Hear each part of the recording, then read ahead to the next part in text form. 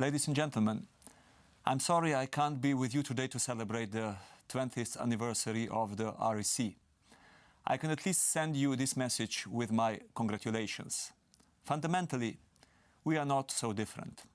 We share the same objective of improving the environment. Of course, in a union of 27 countries, coordinating this objective is easier said than done.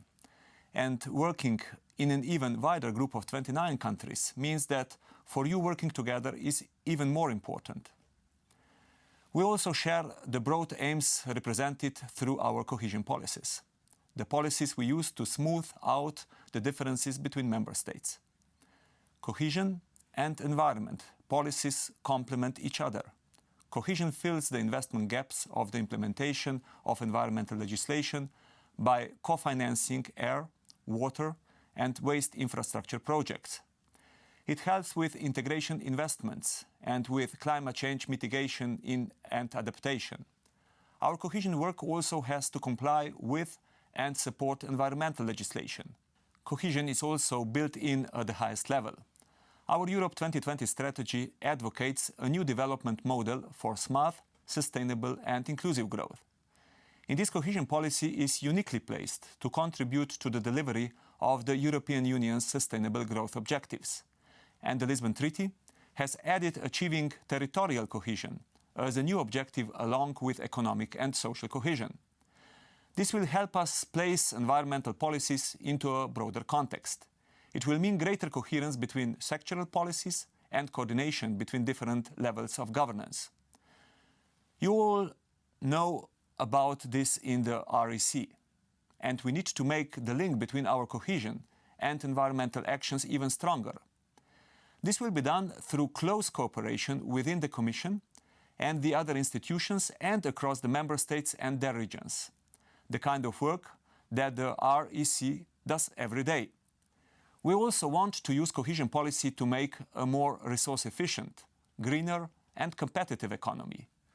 Moving towards more resource-efficient products, services and processes will give industry a competitive advantage irrespective of sector or region.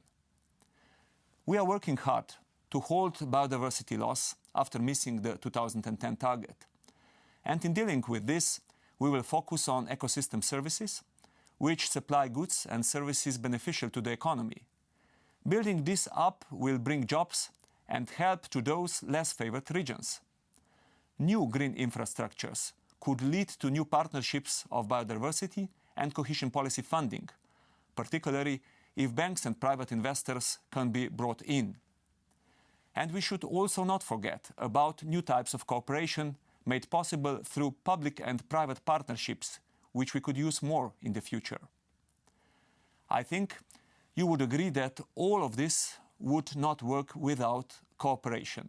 So, ladies and gentlemen, the work the REC has been doing for the last 20 years is of a real value. You are a key player at every level, taking environmental and sustainability solutions to those parts of our Union and beyond where they can be used, examined and fed back. The REC is an innovator and an essential satellite for our environmental policies in a world where our problems overlap more and more. I wish you all the best on this day of celebration, and here's to another 20 years.